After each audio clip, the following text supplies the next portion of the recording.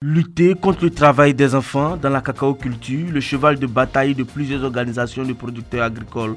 Cette question est au centre d'un atelier de renforcement des capacités à l'endroit des organisations de la société civile et organisations de producteurs agricoles, membres de la plateforme ivoirienne pour le cacao durable PICD à Yamoussoukro. Cette formation de 5 jours s'inscrit dans le cadre du projet de renforcement de la gouvernance du secteur cacao porté par un consortium dirigé par Inades Formation Côte d'Ivoire.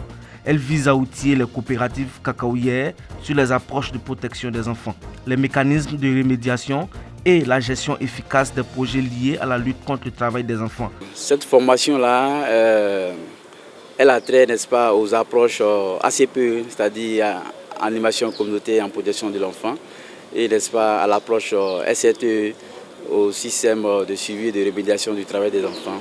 À l'endroit des entreprises, n'est-ce pas, que sont les coopératives. Alors pourquoi les coopératives? Parce que bien entendu, quand on parle, n'est-ce pas, de la matière qu'est le cacao, ce sont les coopératives, n'est-ce pas, qui font, n'est-ce pas, de l'exploitation de cette matière-là. Et ce sont ces coopératives-là qui œuvrent dans le domaine du cacao, qui sont mieux placées, n'est-ce pas, pour interagir avec les producteurs de cacao.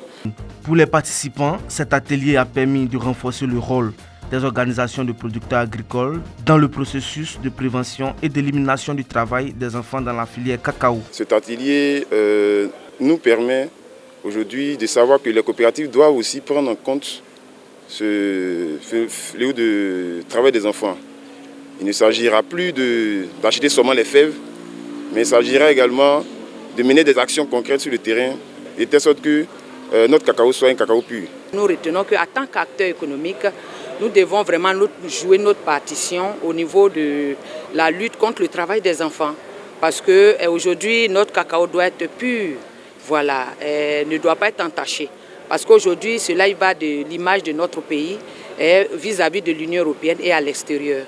Donc, en tant qu'acteur économique, nous devons avoir vraiment une mainmise sur la sensibilisation de la pire forme du travail des enfants en Côte d'Ivoire pour que notre image soit vraiment redorée à l'extérieur du pays. À travers cette initiative, les acteurs de la filière cacao réaffirment leur engagement en faveur d'une protection durable et responsable, où la protection des droits de l'enfant demeure une priorité pour l'avenir du secteur en Côte d'Ivoire.